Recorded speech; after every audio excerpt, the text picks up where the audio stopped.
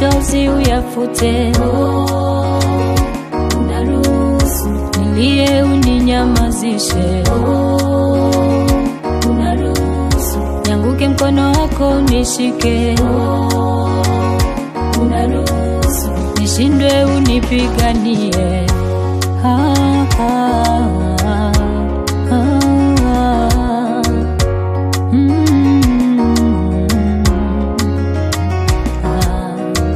Unaruhusu vita ya maneno kuzonga zonga njia yangu ili unipe neema ya kunyamaza.